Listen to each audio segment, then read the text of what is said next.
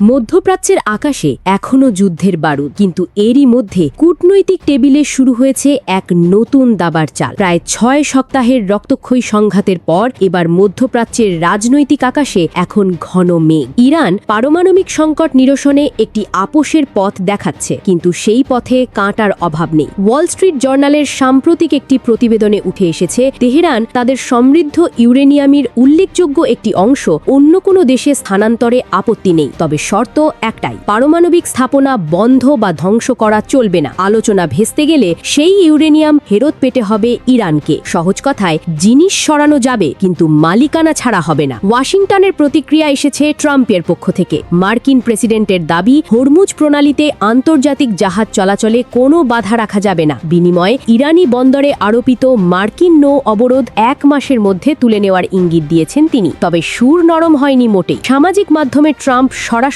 অভিযোগ করেছেন, প্রায় 5 দশক ধরে ইরান কেবল সময় ক্ষেপণ করেছে এবং মার্কিন নাগরিকদের জীবন নিয়েছে। বিক্ষোভকারীদের হত্যার প্রসঙ্গ তুলে তিনি সাফ জানিয়েছেন, আর ছাড় নেই। প্রজেক্ট ফ্রিডম আরও জোরদার করার হুঁশিয়ারিও দিয়েছেন তিনি। এই সংকটের নতুন মাত্রা যোগ করেছে ইসরায়েল। প্রধানমন্ত্রী নেতানিয়াহু একটি সাক্ষাৎকারে স্পষ্ট বলেছেন, ইরানের পারমাণবিক ক্ষমতা সম্পূর্ণরূপে নিষ্ক্রিয় না হওয়া পর্যন্ত এবং ইউরেনিয়াম মজুদ শূন্যে না নামা পর্যন্ত কোনো শান্তি সম্ভব নয়। ইসরায়েলের এই কঠোর অবস্থান যুক্তরাষ্ট্র ও ইরানের মধ্যে যে কোনো সম্ভাব্য সমঝোতার পথে বড় প্রতিবন্ধক হয়ে দাঁড়াতে পারে। কাগজে কলমে গত 8 এপ্রিল থেকে যুদ্ধবিরতি কার্যকর থাকলেও মাঠের চিত্র ভিন্ন। কাতার উপকূলে একটি পণ্যবাহী জাহাজে ড্রোন হামলা হয়েছে। সংযুক্ত আরব আমিরাত ও কুয়েত জানিয়েছে, তারা একাধিক ইরানি ড্রোন আকাশেই ভূপাতিত করতে সক্ষম হয়েছে। অন্যদিকে ইরানের উপপররাষ্ট্রমন্ত্রী সরাসরি হুঁশিয়ারি দিয়েছেন, হরমুজ প্রণালীতে পশ্চিমা রণতরীর উপস্থিতি মেনে নেওয়া হবে না। এই উত্তেজনার সরাসরি প্রভাব পড়েছে বৈশ্বিক তেল বাজারে।